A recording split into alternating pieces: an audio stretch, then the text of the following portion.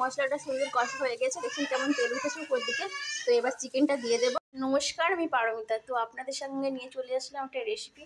তো আজকে আমি বানাবো হায়দ্রাবাদি চিকেন। দেখতে হচ্ছে চিকেন, এই সব কিছু জোগাড় করে ফেলেছি। লাগবে আলু, পেঁয়াজ, কাঁচা লঙ্কা, টমেটো, ধনেপাতা, ক্যারি পাতা, আদা রসুন আর তেঁতুল।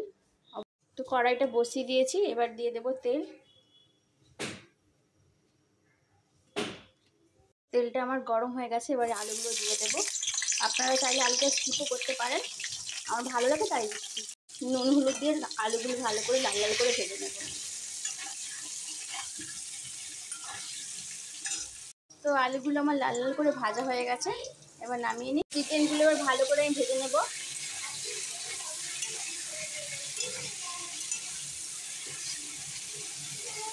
এদিকে আমি আদা রসুনটা ভালো করে থেতো করে নিচ্ছি।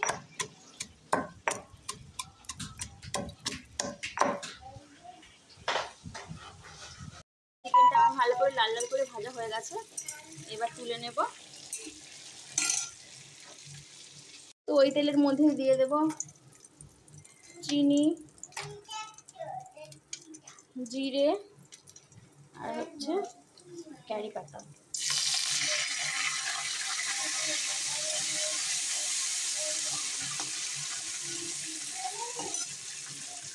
আমার সুন্দর একটা গন্ধ বেরোবে, তখন দিয়ে দেবো পেঁয়াজ কুচিগুলো।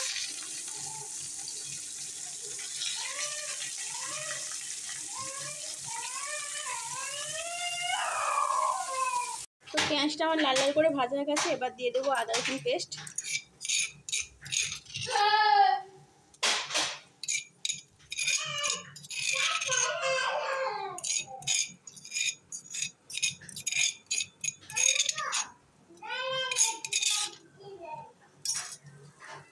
রসুনটা আমার ভালো করে ভাজা হয়ে গেছে, এবার দিয়ে দেবো টমেটো।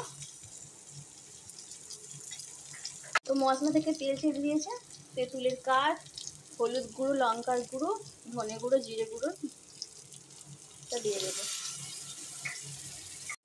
এবার চিকেনটা দিয়ে দিলাম। চিকেনটা কষতে থাকুক, আবার পরে কথা হচ্ছে। 10 মিনিট কষার পর এরকম তেল ছেড়ে দিয়েছে, এবার আমি আলুগুলো দিয়ে দেব। তো ভেজে রাখা আলুগুলো এবার দিয়ে দিচ্ছি।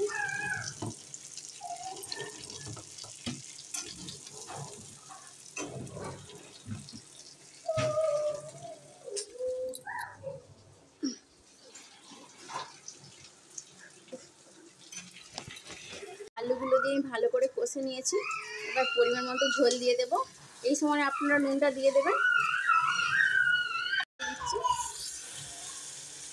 তো এই রান্নাটা বেশি ঝোল ঝোল ভালো লাগবে না। তো মাংস আর আলু ভালো মতো সেদ্ধ হয়ে গিয়েছে।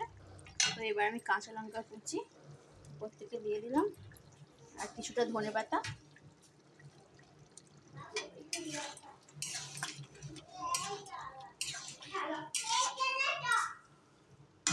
দিয়ে এবার বন্ধ করে দিলাম। তো থাক এটা রেস্টে। তো ভিডিওটা কেমন লেগেছে অবশ্যই আপনারা কমেন্ট করে জানাবেন, ভালো লাগলে একটা লাইক করে দেবেন।